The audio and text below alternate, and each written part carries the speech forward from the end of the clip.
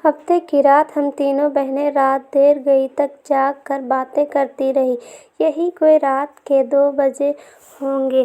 ہمیں ایسا لگا باہر ٹی وی لاؤنج سے باتوں کی آواز آ رہی ہے۔ اس وقت کون ہو سکتا ہے؟ ہم بولتے ہوئے کمرے کا دروازہ کھول کر جیسے ہی باہر آئے تو فرح انیس۔ رات کا کھانا تیار کر کے میں فارغ ہوئی تو باورچی خانے سے نکلتے ہوئے میری نظر دیوار پر لگی گھڑی پر پڑی۔ اف، اتنی دیر ہو گئی! میں نے جلدی سے سامنے صوفے پر پڑی چادر اٹھا کر اوڑھی اور گھر کی چابی پرس میں ڈال کر گھر سے نکل گئی۔ راستے میں بھی مغرب کی اذان شروع ہو چکی تھی۔ بچے کہیں گے آج مما ہمیں ٹیوشن سے لینا ہی بھول گئی۔ میں سوچتی ہوئی تیز تیز قدموں سے ان کی ٹیوشن سینٹر کی جانب بڑھ گئی۔ مما، آپ نے اتنی دیر لگا دی۔ 7 سال ریحان شکایتی نظروں سے مجھے دیکھتے ہوئے بولا، جبکہ 6 سال انجم بھی منہ پھلائے چل رہی تھی۔ مجھے اس کا منہ دیکھ کر سخت ہنسی آ گئی۔ اچھا، سوری بابا، آئندہ خیال رکھوں گی۔ ایسی غلطی دوبارہ نہیں ہوگی۔ ہم تب مانیں گے آپ کی بات جب آپ ہمیں ہفتوں کو نانو کے گھر رہنے دیں گی۔ انجم ریحان کی شرط پر میں نے ہنس کر حامی بھر لی۔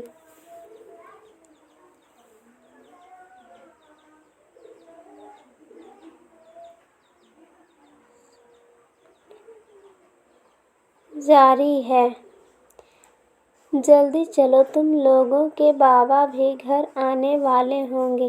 میں دونوں کا ہاتھ پکڑ کر سامنے والی گلی میں داخل ہو گئی۔ یہ راستہ شارٹ کٹ تھا، ادھر سے جلدی گھر آ جاتا تھا۔ ویسے تو میں روڈ سے ہی جاتی تھی، زیادہ تر اس گلی سے گزرتے ہوئے کتراتی تھی۔ اف مما، یہ کتنا ڈراؤنا گھر ہے! اس کو دیکھ کر ڈر لگ رہا ہے۔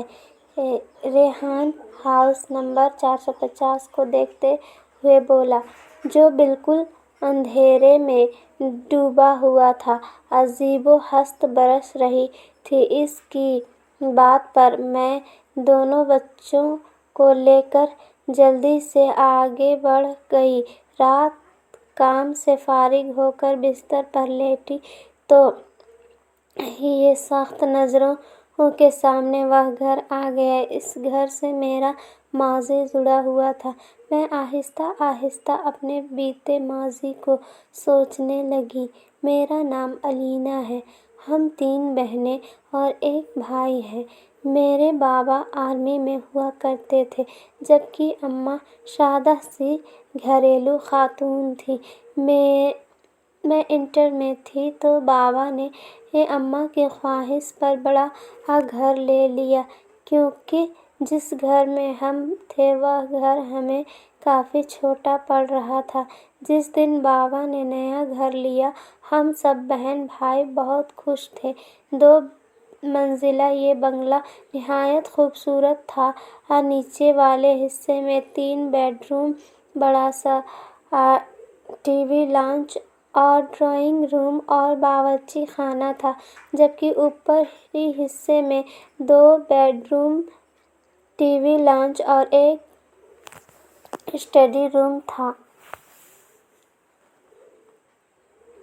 چھوٹا سا باغیچہ تھا جس میں نیم اور بیر کے درخت لگے تھے، اور کار پورچ اتنا تھا کہ ایک گاڑی کھڑی ہو جائے۔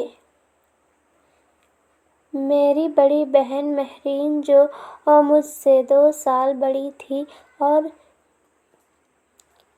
پھر اس سے چھوٹی ثنا، جو 1 سال بڑی تھی، پھر میں تھی، اور سب سے چھوٹا ہمارا بھائی، جو اس وقت 7ویں جماعت میں تھا۔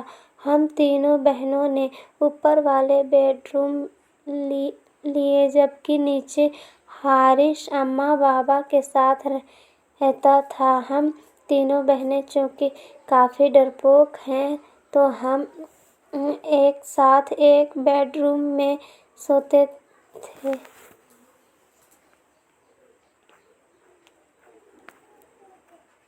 جس دن ہم شفٹ ہوئے اس دن کافی تھکن ہو گئی تھی۔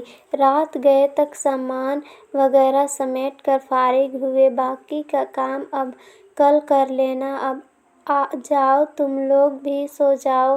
کھانے سے فارغ ہوئے تو امی بولیں تو ہم تینوں بہنیں اوپر آ کر لیٹ گئیں۔ تھکن اس قدر تھی کہ لیٹتے ہی نیند آ گئی۔ ابھی سوئے زیادہ دیر نہیں ہوئی تھی کہ مجھے نیند میں ایسا لگا کہ کوئی باہر دروازہ بجا رہا ہے۔ میں نے اٹھ کر دروازہ کھولا تو سامنے کالی بلی کھڑی مجھے گھور رہی تھی۔ اس کو دیکھ کر میری سخت چیخ نکل گئی۔ میری چیخ پر میری بہنیں گھبرا کر اٹھ گئیں۔ کیا ہوا؟ کیا سب خیر تو ہے؟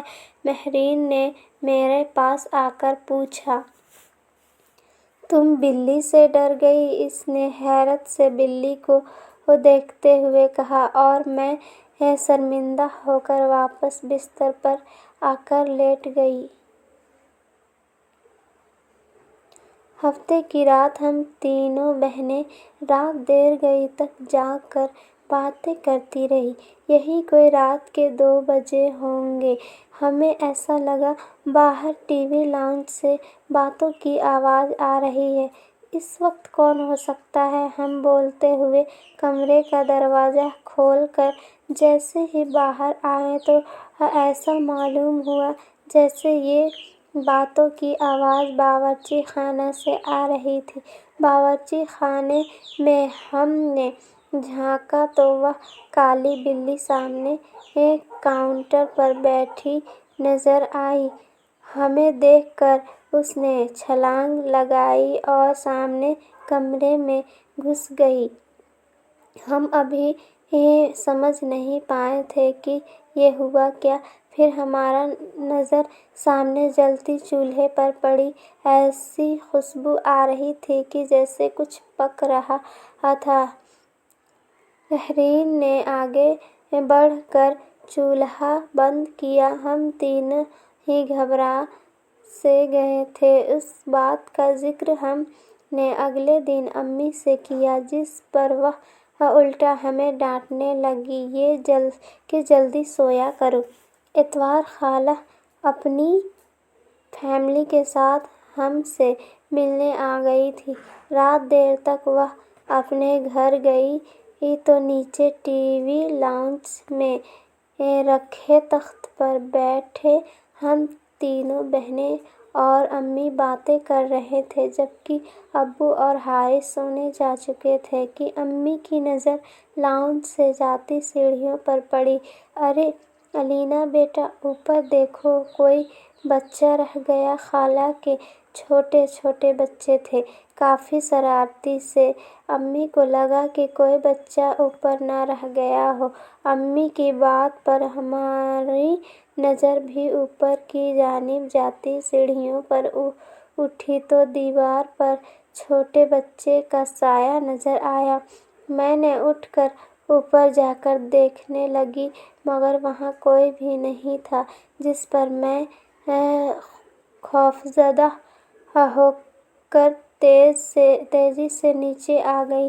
جب میں نے امی کو بتایا کہ اوپر تو کوئی بھی نہیں تو امی بھی چپ سی ہو گئیں۔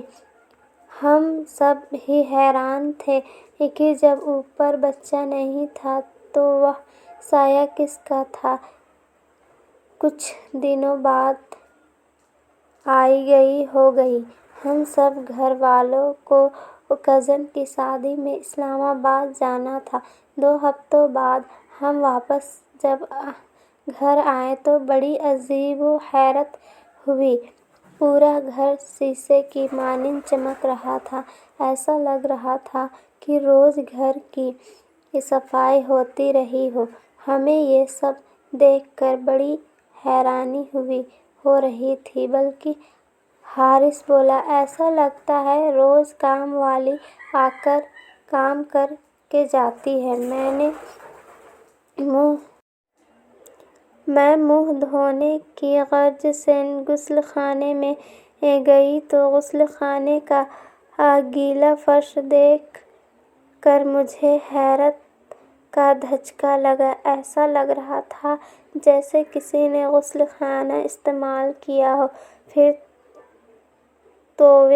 تو یہ معمول بن گیا، گھر کے افراد گھر سے باہر ہوتے تو غسل خانہ بھی استعمال ہوتا اور باورچی خانے میں بھی رات گئے کھٹر پٹر کی آواز آتی۔ ہم لوگوں کو وہ کالی بلی مستقبل گھر میں گھومتی ہوئی نظر آتی تھی۔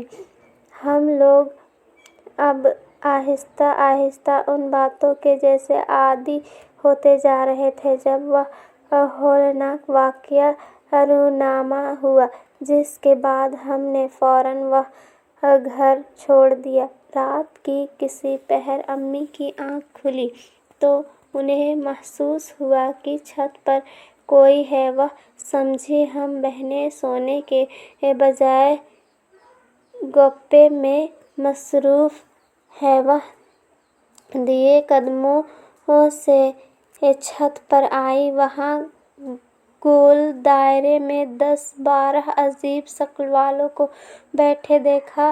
وہ منظر اتنا خوفناک تھا کہ امی بے ہوش ہو گئیں۔ فجر کی نماز کے لیے جب ابو اٹھے اور امی کو کمرے میں نہ پا کر لاؤنج میں آئے تو انہیں سیڑھیوں پر امی اوندھے منہ پڑی نظر آئیں۔ ہوش میں آنے پر جب امی نے رات والا منظر بتایا تو ابو نے فوراً فیصلہ کر لیا کہ یہ گھر چھوڑ دینا مناسب ہے۔ اس سے پہلے کہ کوئی بڑا نقصان ہوتا، ہم نے وہ گھر چھوڑ دیا۔ آج اتنے برس گزر جانے کے بعد بھی سوچو تو خوف کی سرد لہر ہمارے جسموں میں دوڑ جاتی ہے کہ ہم 6 ماہ جس کو بلی سمجھتے رہے، درحقیقت وہ ایک جن تھا۔